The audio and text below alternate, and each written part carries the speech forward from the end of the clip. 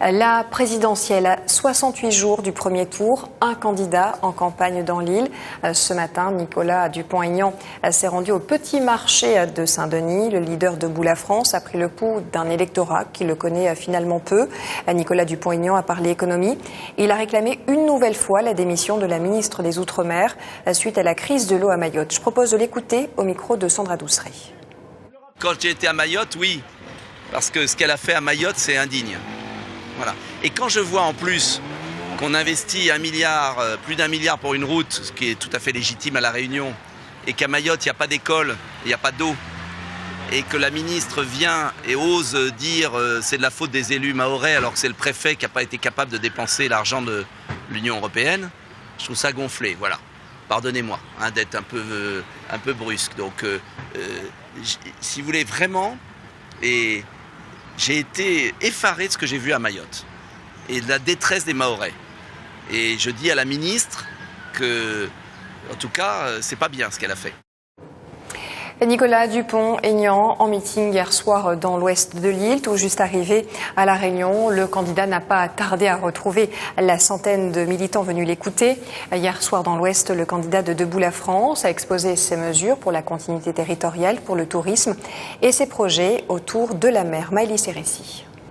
J'ai vu à Mayotte est indigne de notre pays. C'est une honte, un État évanoui, absent. Si vous êtes clandestin, si vous êtes migrant, vous êtes bien traité.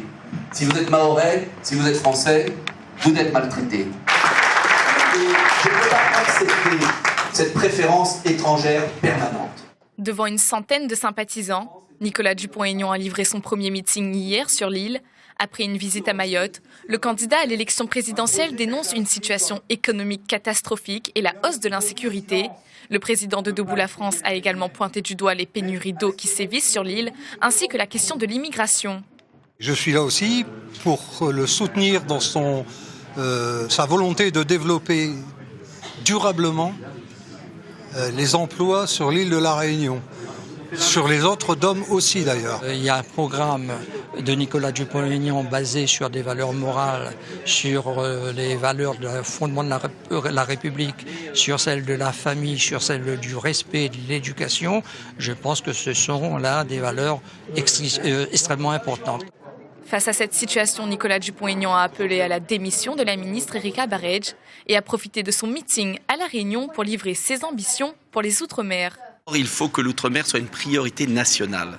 Cela veut dire des investissements de rattrapage, notamment dans le secteur éducatif, dans le secteur universitaire, des investissements pour la continuité territoriale, et là, cette fois-ci, en crédit de fonctionnement pour que l'on puisse réduire le prix du billet d'avion, qui permettra à la fois de favoriser la circulation des ultramarins qui vivent en métropole, qui y travaillent, qui veulent revenir dans leur île, et puis aussi le tourisme. Je regrette que l'État n'investisse pas davantage pour la protection de nos ressources maritimes. Nicolas Dupont-Aignan se présente comme le seul candidat intègre à l'élection présidentielle. Il a 3 jours pour convaincre les Réunionnais.